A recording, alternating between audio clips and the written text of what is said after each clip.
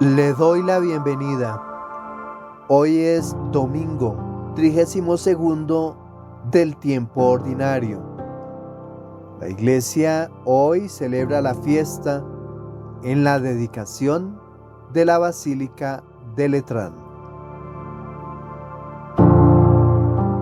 Hoy la iglesia celebra con gozo la dedicación de la Basílica de San Juan de Letrán, la más antigua de Roma y madre de todas las iglesias del mundo, símbolo de la comunión entre todos los creyentes y el sucesor de Pedro.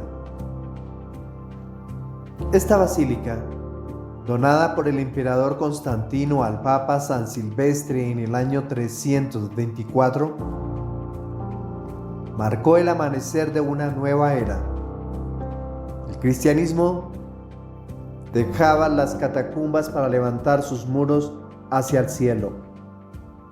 Desde entonces, este templo se alza como casa para el Rey de Reyes y signo visible de la iglesia naciente, que por fin pudo anunciar libremente al crucificado y resucitado como Salvador de toda la humanidad.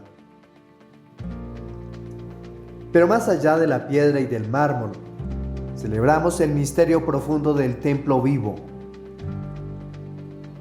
del lugar donde Dios habita entre los hombres.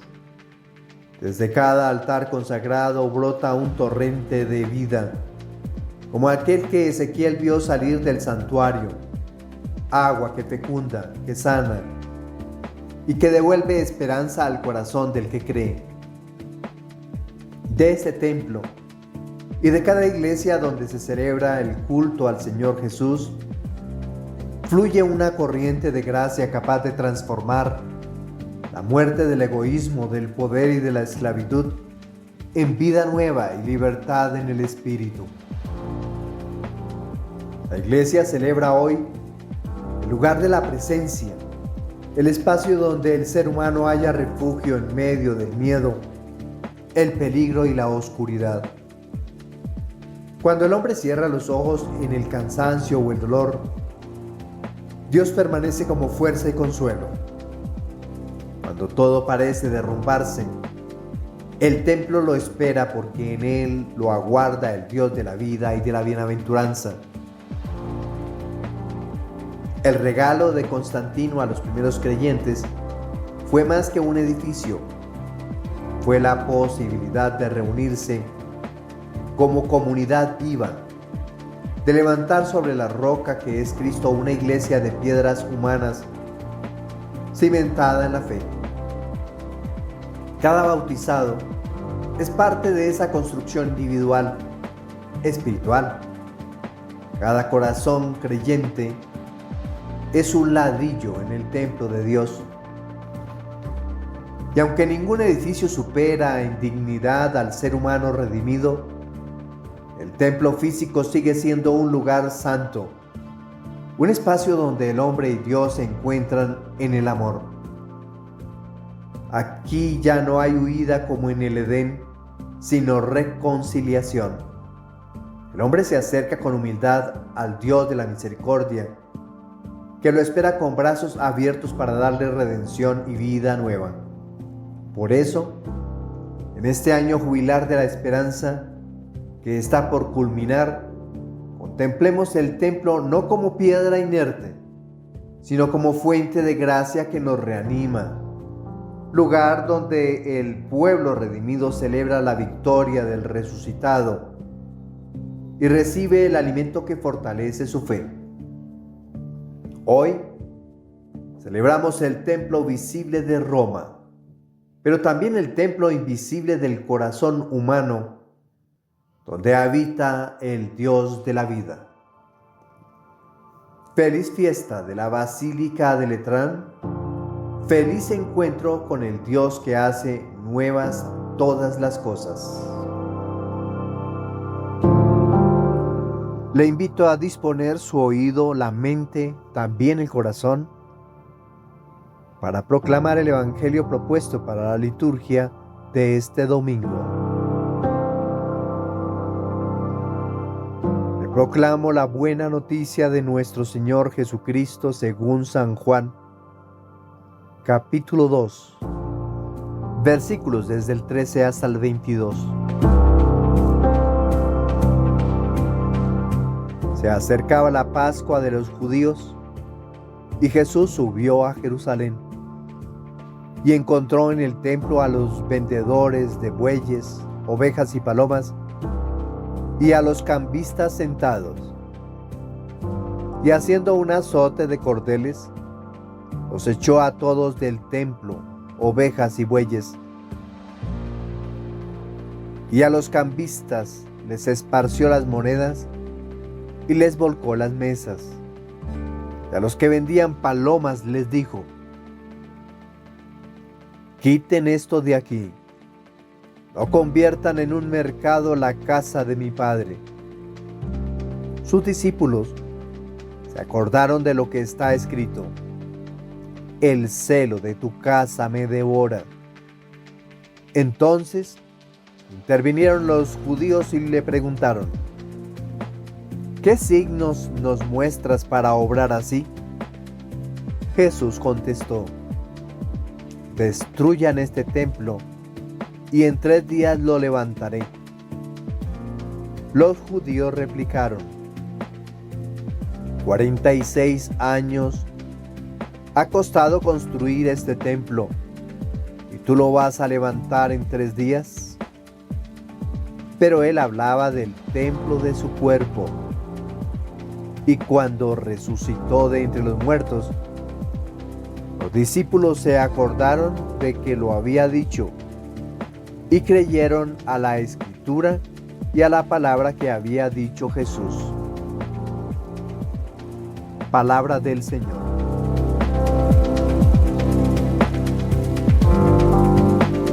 Vamos a reflexionar cada uno de los textos que corresponden a la liturgia de este día, pero antes de ello le invito a hacer lectura en su Biblia o en alguna ayuda adecuada antes de escuchar la reflexión.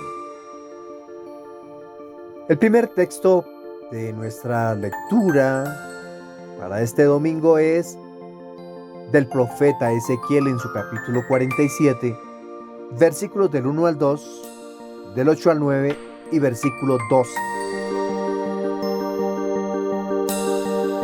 Una frase que recopila todo el compendio del texto es: habrá vida allí donde llegue el torrente.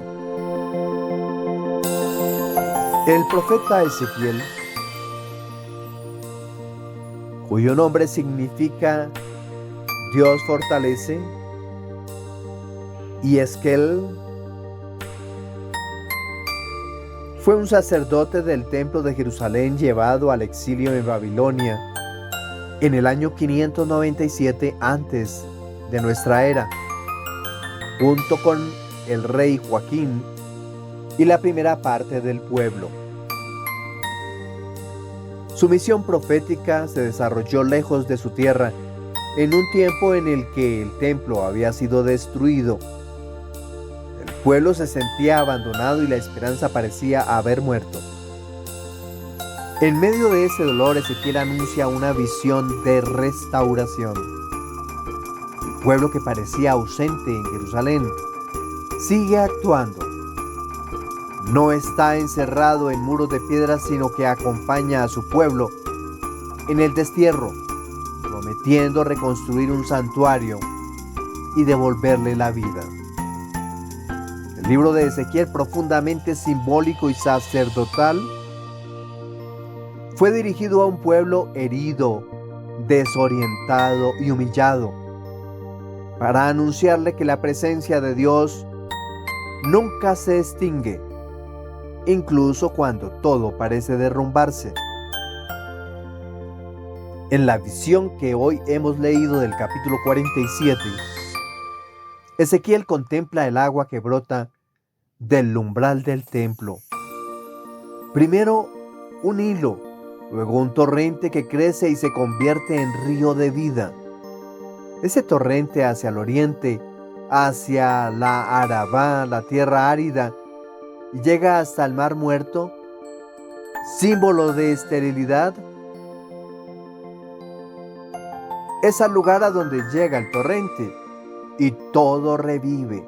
Los peces abundan, los árboles florecen, las hojas sanan, los frutos alimentan. El mensaje es claro. Dios no abandona su creación. Su gracia es una corriente viva que transforma la muerte en vida. Del santuario, símbolo de su presencia, brota el espíritu que renueva el mundo. Veamos algunos de los signos del texto que hoy hemos leído. El agua, en hebreo mayim. En la Biblia siempre es signo de espíritu y de purificación, limpieza. Aquí representa la gracia que brota del mismo Dios, una corriente inagotable que todo lo fecunda. Ese templo orientado al este es el lugar del nacimiento del sol, símbolo de la venida de Dios y del resucitado. Por eso la gran mayoría de iglesias cristianas católicas se construyen mirando al oriente hacia Cristo, sol que nace de lo alto. Según el texto de Lucas capítulo 1 versículo 78. El torrente que crece indica que la acción de Dios comienza en lo pequeño, como una semilla o un hilo de agua, pero termina transformando todo el desierto en jardín. Es la imagen del reino que expande silenciosamente. Los árboles de fruto y hojas medicinales simbolizan a los justos, a los que permanecen unidos a la fuente divina. Su fruto es la caridad y sus hojas, la misericordia que sana al mundo. Hoy, la Iglesia celebra la dedicación de la Basílica de Letrán, madre y cabeza de todos los templos. En ella se cumple esta visión de Ezequiel. El templo de Dios, de Cristo mismo, brota el torrente de vida que se derrama en cada Eucaristía, en cada sacramento, en cada corazón que cree. Así como el torrente del profeta sanaba el mar muerto, hoy el agua que brota del costado abierto de Cristo sana la sequedad del alma moderna. Los corazones endurecidos, los desiertos de fe, las heridas del egoísmo. Y en este año jubilar de la esperanza, este torrente es la gracia que nos invita a renacer, a dejar que el Espíritu Santo convierta nuestros desiertos personales en tierra fértil, llena de vida y fruto. La visión de Ezequiel no es solo un recuerdo antiguo, sino una profecía viva. Este torrente que brota del templo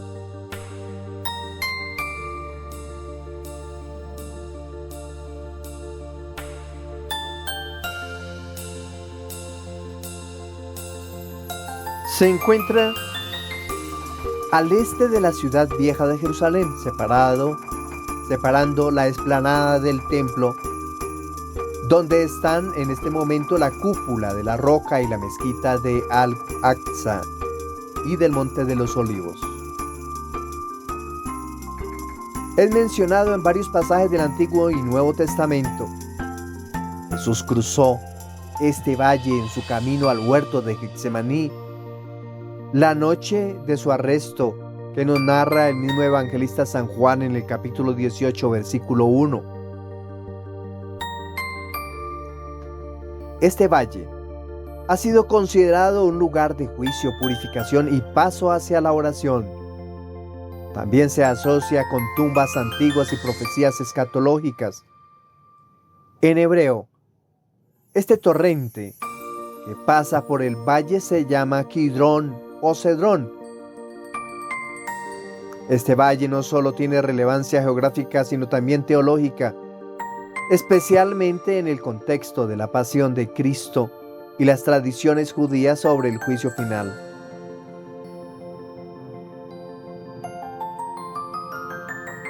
El torrente que brota del templo es el mismo Cristo que sigue fluyendo hacia nosotros en su iglesia. Cada vez que te acercas al templo, al altar, a la palabra o al perdón, una corriente de vida atraviesa tu alma.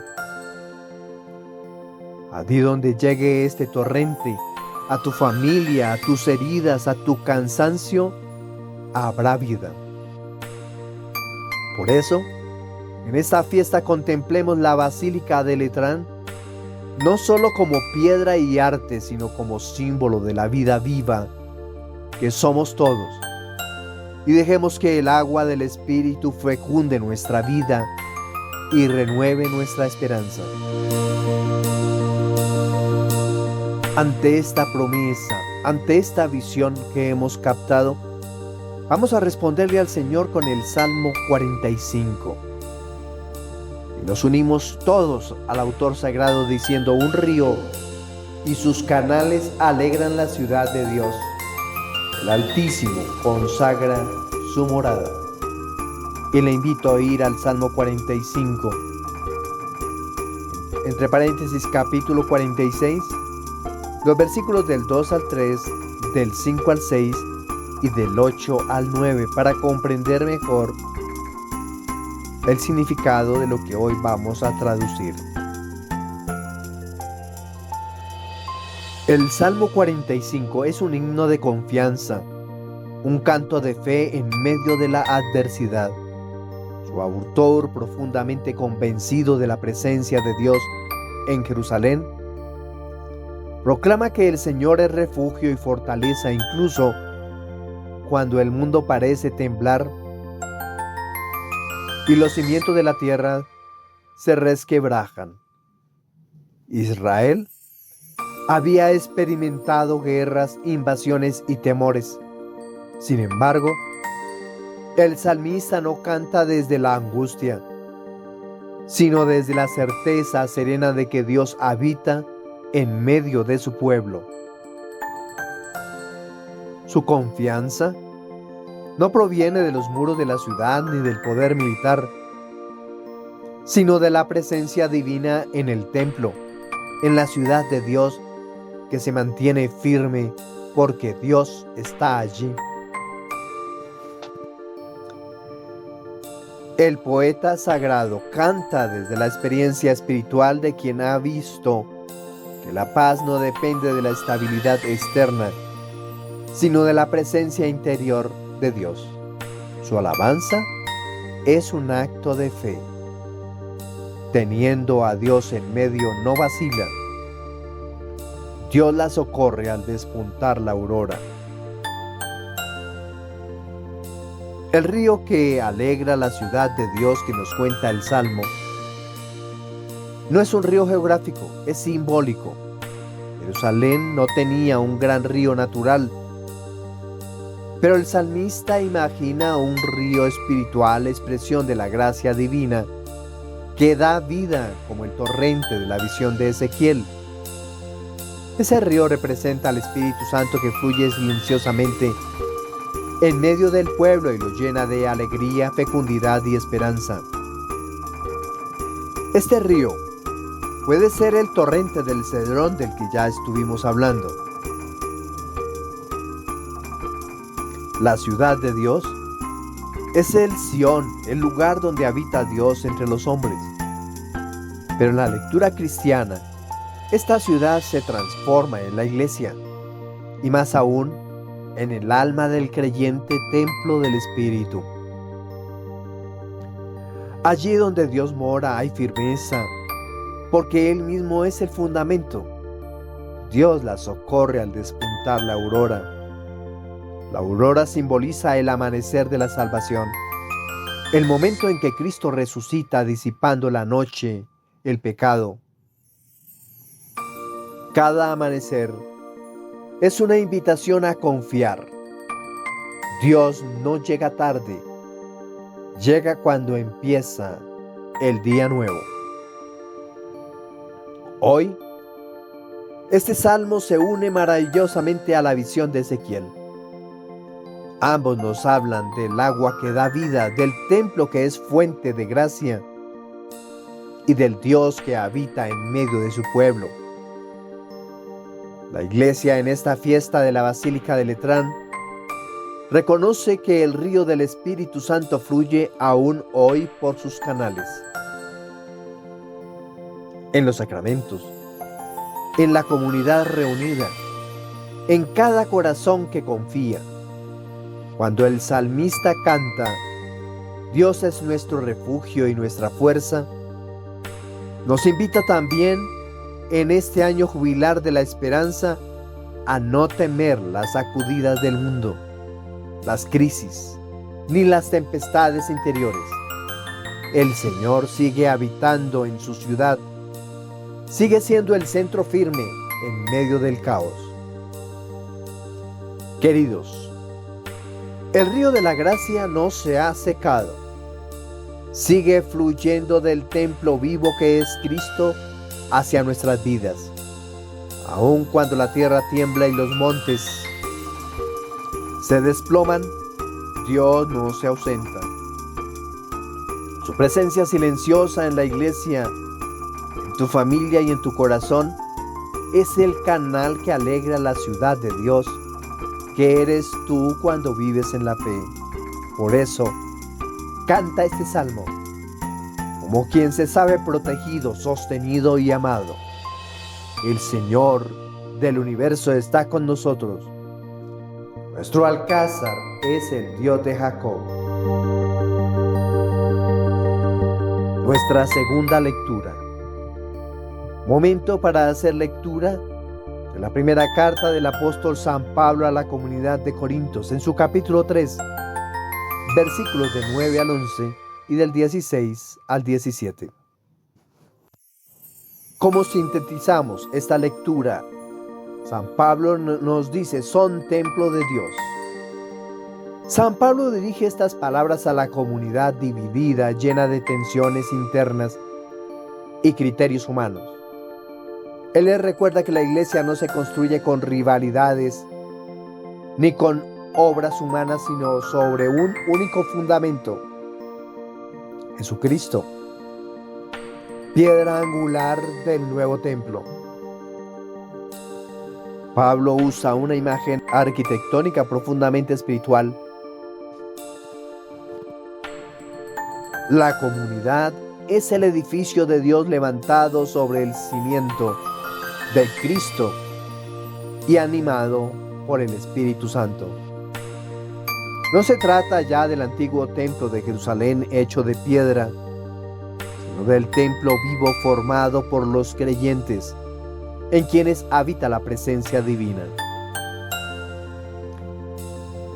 El apóstol quiere que los corintios comprendan que cada bautizado es una piedra viva de ese templo santo.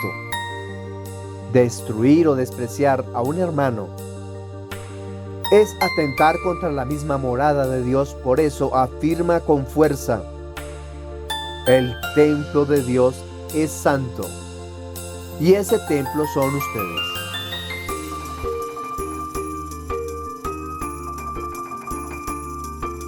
Hoy, esta palabra ilumina lo que hemos contemplado en la visión de Ezequiel.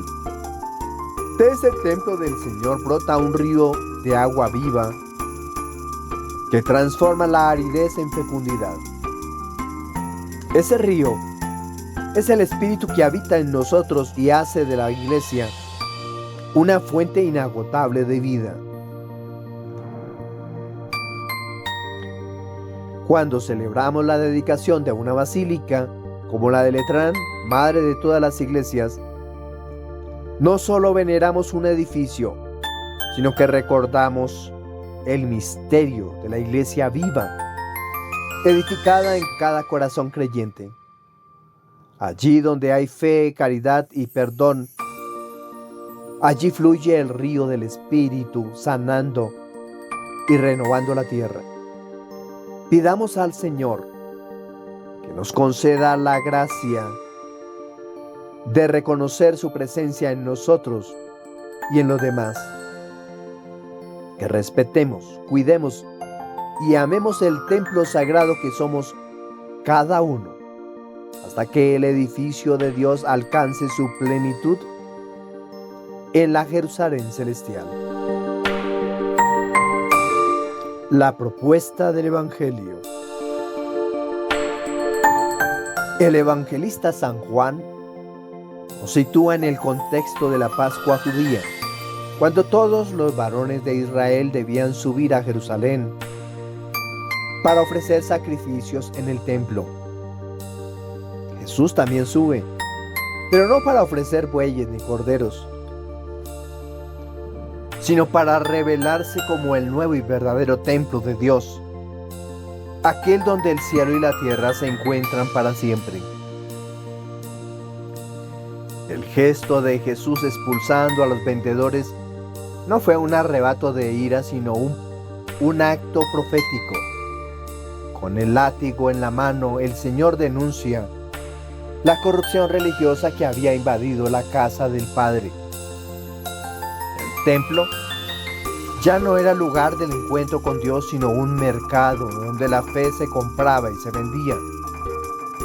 Jesús purifica el templo, no lo destruye. Lo restaura a su santidad para que vuelva a ser casa de oración, lugar del encuentro de la enseñanza y de la alabanza. ¿Podríamos nosotros hacer una analogía en este momento y recordar nuestro templo, el que se encuentra ubicado al pie de nuestra casa? Y diríamos, criticaríamos que muchos de nuestros templos alrededor de él hay plazas de mercado o puestos de venta y han convertido esta casa de Dios en cueva de bandidos. No es así.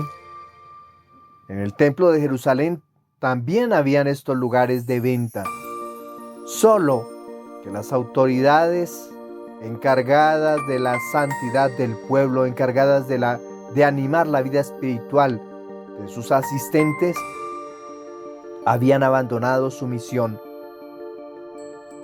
Para ponerle firmeza, para ponerle sello, para organizar las tiendas de venta y dedicar toda su atención a este negocio, cobrando altas sumas de dinero por sus ventas y cambios de moneda, poniendo toda su atención en el negocio y dejando a un lado lo más importante, la vida espiritual del pueblo. Cuando el texto dice, destruyan este templo y en 3 días lo levantaré, Jesús va mucho más allá del edificio material. Él habla del templo de su cuerpo, donde Dios habita plenamente. Con su muerte y resurrección, Cristo sustituye el antiguo templo de piedra por uno nuevo, su cuerpo glorificado que es la iglesia. Desde entonces, todo lugar de culto cristiano es una extensión de este misterio. Cada altar representa el sacrificio de la cruz y cada templo edificado con fe y amor es signo visible del cuerpo de Cristo que vive en medio de su pueblo. Por eso, los templos católicos no son simples construcciones humanas, son moradas del Dios vivo, donde su presencia se hace tangible en los sacramentos. Allí se escucha su palabra, se celebra la Eucaristía, se perdonan los pecados y se adora a Cristo realmente presente. Cada piedra, cada vitral, cada imagen y cada cruz tienen un sentido catequético y espiritual. Todo apunta a Cristo. Por eso, nuestra iglesia, nuestra fe, nuestra confianza espera respeto de otros, de quienes no están de acuerdo con nuestra liturgia y con nuestra celebración. Los templos, además, son escuela de fe. En ellos se educan los hijos de Dios, se consuela al afligido, se fortalece al débil y se alimenta al hambriento del alma. No se trata de monumentos vacíos, sino de hogares del Espíritu Santo, lugares de comunión, de encuentro, de silencio y de esperanza. Jesús no vino a abolir el templo, sino a darle su pleno significado. Ahora el verdadero culto se realiza en espíritu y en verdad, como lo dice San Juan en el capítulo 4, versículo 24. Pero ese espíritu se derrama precisamente en la iglesia, su cuerpo místico, y en sus templos donde la comunidad se reúne. Allí, como el agua que brotaba del templo, en la visión de Ezequiel en el capítulo 47, daba vida y fertilidad a todo lo que tocaba. Así también del costado abierto de Cristo, el nuevo templo, brota el río del Espíritu Santo que vivifica la iglesia. Ese río continúa fluyendo en cada Eucaristía, en cada confesión, en cada oración hecha en nuestros templos. Por eso cuando miramos la Basílica de Letrán, madre y cabeza de todas las iglesias del mundo, no contemplamos solo una joya arquitectónica, sino el signo visible de la comunión universal de los creyentes. Es el corazón espiritual donde Cristo une a su iglesia entera, desde Roma hasta los confines de la tierra. Cuidar y honrar nuestros templos es por tanto cuidar la presencia de Dios entre nosotros. Son testimonio de fe, de belleza y de historia. Son casas de familia donde el Padre nos reúne, donde el Hijo nos alimenta y donde el Espíritu nos santifica. El verdadero escándalo no está en levantar templos para Dios, sino en olvidarnos de ser templos vivos de su Espíritu. Celebrar la Basílica de Letrán es celebrar la presencia de Dios en su iglesia. No honramos piedras, sino la fe que las levantó. No veneramos muros, sino al Dios que nos llena de gloria. El templo es memoria, hogar y profecía. ¿Memoria? Porque recuerda la historia del amor de Dios que camina con su pueblo. Hogar, porque acoge a los hijos que buscan consuelo, perdón y esperanza. Y profecía, porque anticipa la Jerusalén celestial, donde Dios habitará para siempre con los hombres. Así, la liturgia hoy nos invita a redescubrir el valor sagrado de nuestros templos y sobre todo a renovar el templo interior, donde el Espíritu Santo vive y actúa. Y al mirar nuestros altares, recordemos que cada uno de nosotros es piedra viva del templo de Cristo, llamado a reflejar su santidad y su belleza en el mundo. Para todos un feliz domingo, feliz comienzo de semana. Que el Señor nos siga colmando de su alegría como también de su bendición. Y si te gustó este video, no se te olvide allí en YouTube darle manito arriba. Nos sirve y podemos así avanzar para seguir edificando nuestra fe y construyendo la doctrina en nuestra comunidad. Y le hago una invitación especial.